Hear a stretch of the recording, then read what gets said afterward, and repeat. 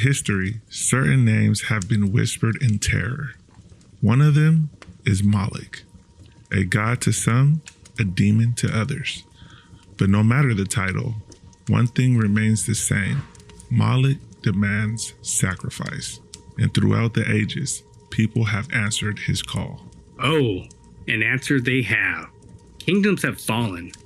Empires have risen. All with the scent of burning offerings in the air. But the real question is, has Molech ever truly left? Or does he still demand his due in ways most people don't even realize?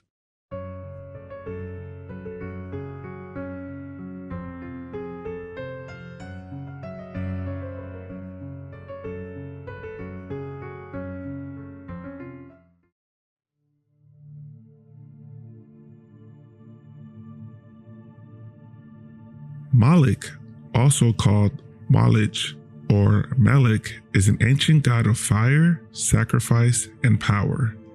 His name comes from the Hebrew word Melech, meaning king, but with vowels from Bosheth, meaning shame, a name whispered in fear, a name tied to the darkest rituals. Molech was often depicted as a giant bull-headed idol, cast in bronze, seated on a throne. His hands made of metal were outstretched. Beneath him a furnace burned day and night, consuming all that was placed within. In times of crisis, drought, famine, or war, Molech's priests promised salvation. They thought by offering their most precious gift, their own child, they would gain Molech's favor, power, victory, prosperity, at a terrible price. Even the mighty city of Carthage is said to have burned thousands of infants to appease their god. Some believe it was not just fear, but devotion, a twisted faith that bounded parents to the flames. Molech is first mentioned in the Old Testament as a deity of the Canaanites, specifically tied to child sacrifice. The most famous site of his worship, the Valley of Hinnom, later known as Gehenna, a place synonymous with hell itself. Gehenna wasn't just a metaphor, it was a literal dumping ground for fire and death. Bodies burned there. The screams of the sacrifice echoed through the valley. And guess what? Kings of Israel took part in this horror. In Leviticus chapter 18, verse 21, "And thou shalt not let any of thy seed pass through the fire to Molech. Neither shalt thou profane the name of thy God. I am the Lord." Indeed, Leviticus warns, do not give any of your children to be sacrificed to Molech. And yet, King Ahaz and King Manasseh both defied that law, offering their own sons in the fire. Classic case of do not enter signs being ignored. And what did they get in return? Power? Protection? Or just the sick satisfaction of obeying something ancient and dark?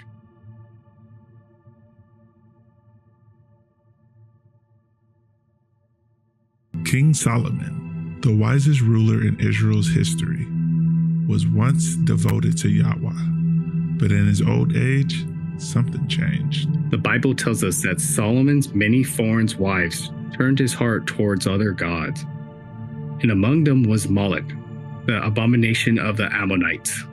Molech was no ordinary deity. He was worshipped through fire and sacrifice, rituals that involved the unthinkable, the offering of children. And Solomon, the king chosen by God, built high places for these dark gods right outside of Jerusalem. This was more than political strategy. It was spiritual corruption. By embracing Molech, Solomon invited the occult into Israel, a decision that would fracture his kingdom forever. Fast forward to today, and you'll find that Molech's imagery never really disappeared. Some believe that the worship of this entity continued in secret, passed down through mystery schools and occult societies.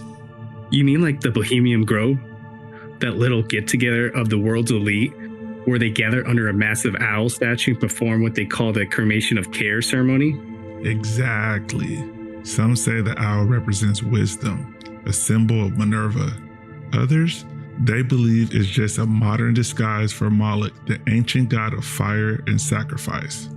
And if you think that's a stretch, ask yourself, why are world leaders taking part in mock sacrifices under an idol that eerily resembles ancient depictions of Molech? Mock sacrifices, huh? History tells us that mock rituals have a funny way of becoming real over time.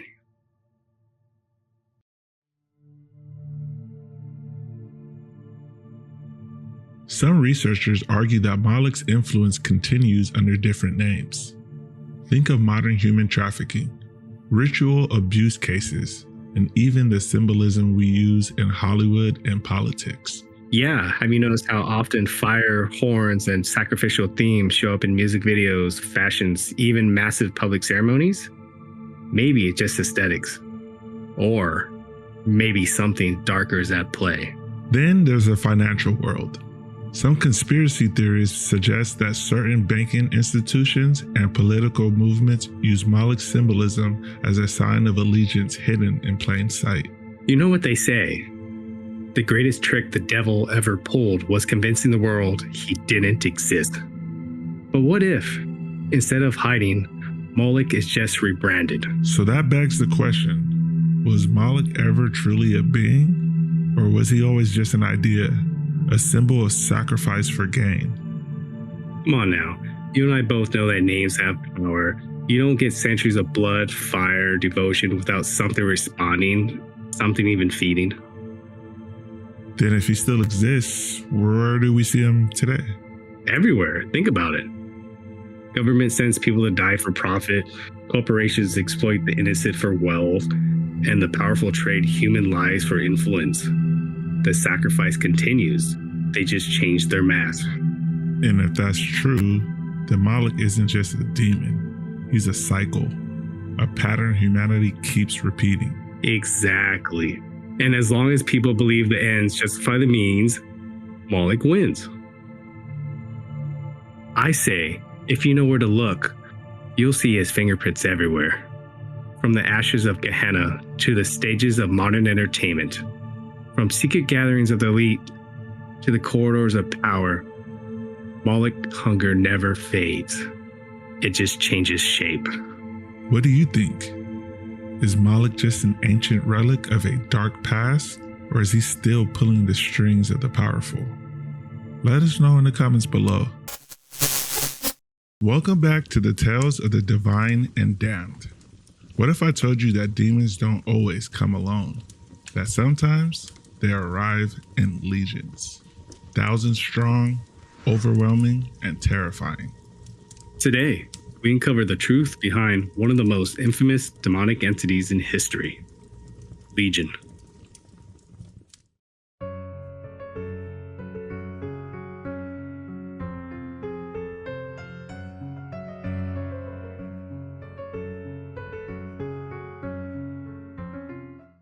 The name Legion originates from the Bible, specifically Mark chapter 5 verses 1 through 20. They went across the lake to the region of the Gerasenes. When Jesus got out of the boat, a man with an impure spirit came from the tombs to meet him. This man lived in the tombs, and no one could bind him no more, not even with a chain. For he had often been chained hand and foot, but he tore the chains apart and broke the irons on his feet. No one was strong enough to subdue him. Night and day among the tombs and in the hills he would cry out and cut himself with stones. When he saw Jesus from a distance, he ran and fell on his knees in front of him. He shouted at the top of his voice, "What do you want with me, Jesus, Son of the Most High God? In God's name, don't torture me." For Jesus had said to him, "Come out of this man, you impure spirit." Then Jesus asked him, "What is your name?" "My name is Legion," he replied, "for we are many." And he begged Jesus again and again not to send him out of the area. A large herd of pigs was feeding on the nearby hillside. The demons begged Jesus, "Send us amongst the pigs, allow us to go into them." He gave them permission, and the impure spirits came out and went into the pigs. The herd, about 2,000 in number, rushed down the steep bank and into the lake, where they drowned. Those tending the pigs ran off and reported this in town. The people went out to see what had happened. When they came to Jesus, they saw the man who had been possessed by the legion of demons, sitting there, dressed in his right mind, and they were afraid. Those who had seen it told the people what happened to the demon-possessed man, and told about the pigs as well. Then the people began to plead with Jesus to leave their region. As Jesus was getting into the boat, the man who had been demon-possessed begged to go with him. Jesus did not let him, but said, "Go home to your own people and tell them how much the Lord has done for you, how he has had mercy on you." So the man went away and began to tell how much Jesus has done for him, and all the people were amazed. In ancient Rome, a legion refers to a military unit of up to 5,000 soldiers. If we apply that logic here, this means that thousands of demons could possess a single individual at once. But why do these demons gather in such numbers? Also, this story is mentioned in the book of Luke, chapter 8, verses 26 through 39, and book of Matthew, chapter 8, verses 28 through 34. The man possessed by legion was described as violent, tormented, and beyond human help. He lived among tombs, cutting himself, screaming night and day. No chains could bind him. This was a soul completely consumed by darkness. Yet despite their overwhelming numbers, legion trembled before Jesus. Jesus commands the unclean spirits to leave the man. Desperate, the demons beg to be sent into a herd of pigs. Jesus grants the request, and instantly 2,000 pigs rush into the sea and drown. The people who witnessed this were terrified. Jesus returned to Decapolis in the book of Mark, chapter 7, verses 31 through 37. Jesus left the vicinity of Tyre and went through Sidon, down to the Sea of Galilee, and into the region of Decapolis. There, some people brought to him a man who was deaf and could hardly talk, and they begged Jesus to place his hand on him. After he took him aside, away from the crowd, Jesus puts his fingers into the man's ears. Then he spit and touched the man's tongue. He looked up to the heavens and with a deep sigh said to him, "Be opened." At this, the man's ears were opened. His tongue was loosened and he began to speak plainly. Jesus commanded them not to tell anyone, but the more he did so, the more they kept talking about it. People were overwhelmed with amazement. "He has done everything well," they said. "He even makes the deaf hear and the mute speak." Jesus commanded the man that has been healed of demons to spread the word of what the Lord has done for him. When Christ came back to Decapolis, instead of being greeted with hostility or being terrified, instead they asked for the Lord's healing, trusting Jesus has power to help them. The church has always been on the front lines in a battle against possession. From the early days of Christianity to modern times, trained exorcists have been called upon to confront the forces of darkness. And make no mistake, many of those priests have paid the ultimate price. The formal rite of exorcism was established by the Catholic Church in 1614, but long before that, priests and monks were already performing rituals to rid the afflicted of demonic forces. And not all of them were successful. There are stories of priests who attempted to perform exorcisms and were found dead the next morning.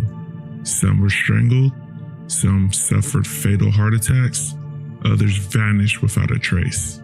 The Vatican has always been tight-lipped about these cases, but whispers from within the church suggest that some demons are too powerful to be cast out. You might think that exorcisms are the thing of the past, but in 2025, the demand for exorcists is higher than ever. The Vatican has even set up official training programs to keep up with the increasing number of cases. The question is, why the sudden rise? Are more people simply looking for explanations for mental illness, Or is something truly dark growing in the shadows? History is filled with stories of supposed possessions. Some have been debunked, explained away as mental illness or fraud, but others defy explanation. And those are the ones we need to talk about. Anneliese Michael was a devout Catholic girl from Germany, but in 1976, something changed. She began speaking in voices that weren't hers, exhibiting unnatural strength and refusing to eat. For months, she was subjected to over 60 exorcisms. She spoke in the voices of Lucifer, Judas, Nero, and other damned soul. Her body wasted away until she finally died. But here's the chilling part. Many believe her possession was real. The priests who exorcised her swore they witnessed things no human should ever see. One of the most well-documented modern possession cases took place in Gary, Indiana. The Ammons family claimed their home was infested with demons. A child levitating, a mother watching as her children's eyes rolled back into their heads, a young boy walking backwards up a hospital wall in front of multiple witnesses, including doctors and social workers. Even the local police chief admitted something unnatural was happening. The Catholic Church got involved and an official exorcism was performed. But the real question is, did it work? The concept of legion extends beyond the Bible. Many cultures have recorded cases of multiple demonic possession, mass hysteria, and even entire villages plagued by dark forces. From medieval exorcisms to modern horror films, the idea of a legion of demons continues to haunt our collective fears. But is possession by legion still possible today? Some exorcists believe that cases of extreme possession may involve multiple spirits, leading to uncontrollable rage, supernatural strength, and disturbing behavior. Whether you believe in demons or not, history is filled with chilling accounts that suggest something beyond our understandings at work. Whether you believe in demons or not, history is filled with chilling accounts that suggest something beyond our understanding is at work. So what do you think? Is Legion merely an ancient myth? Or does this entity still exist in the shadow, waiting to consume the souls of the weak? Welcome to the Tales of the Divine and Damned, where we uncover the hidden, the forbidden, and the misunderstood stories of gods, demons, angels, and mortals. I am one of your hosts, Mr. Divine. And I am Mr. Damned. Here, we'll explore the legends that have shaped civilizations and cultures, stories filled with both divine grace and unspeakable horrors.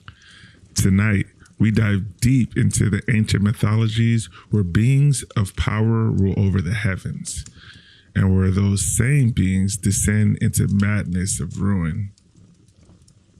Are these tales of divine beings truly divine? And what happens when the divine turns dark? Let's find out. But before we begin, don't forget to hit the subscribe button and ring the bell for more tales from realms beyond our own.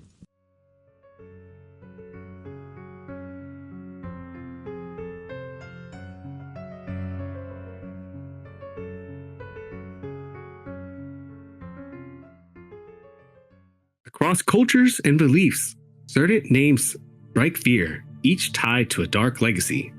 One such name is Abadon, a figure steeped in mythology, ancient scriptures, and apocalyptic visions. You might have heard of Abadon before, but who exactly is he? And why is he associated with the end of the world? Abadon is often depicted as a demon of destruction, a force that brings ruin and devastation. But his story is far more complex than simply being a harbinger of chaos. To truly understand Abadon, we must journey through different mythologies and texts to uncover his true nature.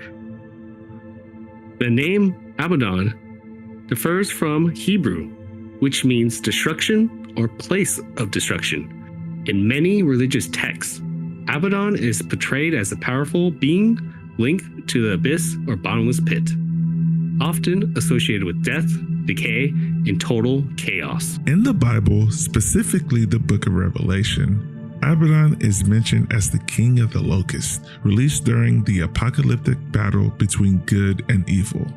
This is where things get interesting.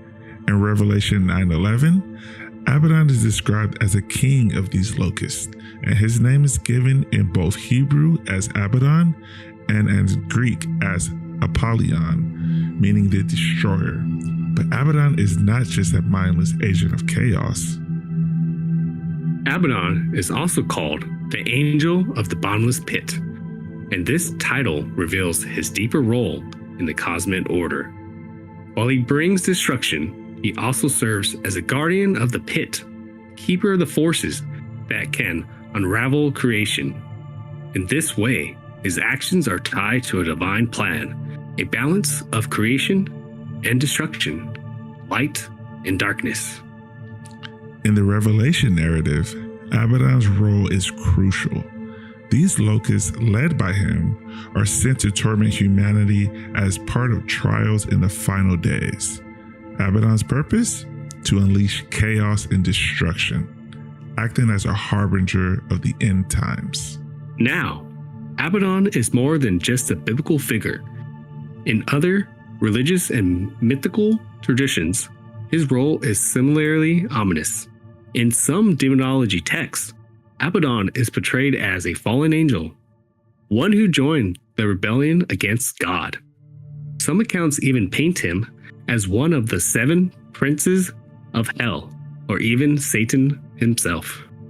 As one of hell's princes, Abadon is often seen as a figure of enormous power, feared not just for his destructive nature, but for his command over legions of infernal creatures. He is the very essence of the void, bringing ruin to all that stands. In the book of Revelations 9:1-11, when the 5th angel sounded his trumpet, a star has fallen from the sky to the earth. The star was given the keys to the shaft of the abyss. When the abyss was open, smoke rose from it, and the sun and sky was darkened. Out from the smoke, locusts came down to earth. They were not to harm the grass of the earth, or any plant or tree, but only those people who do not have the seal of God on their foreheads. They were not allowed to kill them, only to torture them, begging to seek death, but they will not find it. They will long to die, but death will elude them. Above the locusts' army, their king angel of the abyss oversees the devastation of the inhabitants of earth, the non-believers of God. But is Abadon purely evil, or is there more to his story? To answer that, we have to look at the symbolic meaning behind his name and role. You see, destruction in this context isn't just about pure evil. In many cultures, destruction is also necessary, part of renewal, an end to make way for new beginnings. Perhaps Abadon is a symbol of that cycle of life, death, decay, and rebirth. In some esoteric traditions, Abadon represents the end of the old to pave the way for the new. Destruction in this sense is not an act of ultimate evil, but rather a transformative force that breaks down what no longer serves and makes space for creation and evolution. Fascinating, right? But Abadon's influence doesn't stop at ancient texts or biblical symbolism. He has also made his way into modern pop culture, whether it's movies, TV shows, video games, or literature. Abadon is often depicted as a dark and powerful force, sometimes even a villain, with the goal of total chaos. From TV shows like Supernatural to video games like Diablo and Warhammer 40K, it is clear that his myth has continued to captivate the imagination of modern storytellers. So what can we take away from all of this? Is Abadon merely a figure of destruction? Or is he a necessary agent of change? A reminder that sometimes the old must be torn down for something new to rise in its place? Perhaps Abadon is both, a force of chaos, but also one for transformation. He teaches us that destruction is a part of natural order. It's a dark force for sure, but not without its purpose.